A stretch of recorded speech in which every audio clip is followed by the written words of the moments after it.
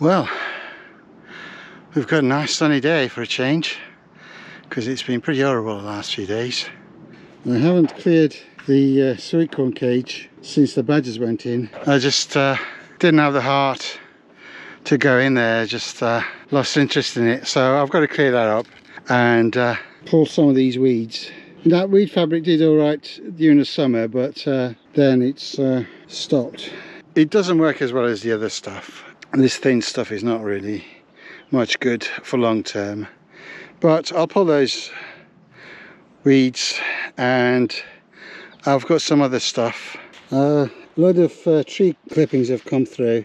Now they are branches, but that's alright. I'll mulch the bed with this, and in the spring I'll just fish out the branches because the leaves will have started to rot down or be fully rotted down.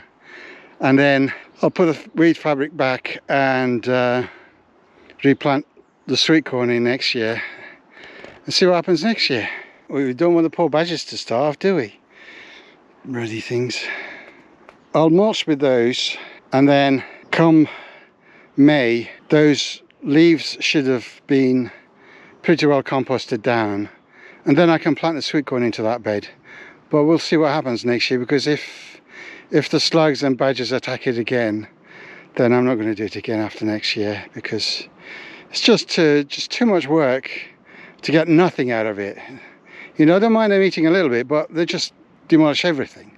So we'll see how it goes. Well, I'm not going to get much done because it started raining. Look at the sky, and it's coming my way, so I'll try and do what I can, but I don't think I'll get much done today. If it starts pouring down, then obviously I'm going to go and sit in the shed. So I might as well clean up in here, get some stuff sorted out in here. The basil's still going strong.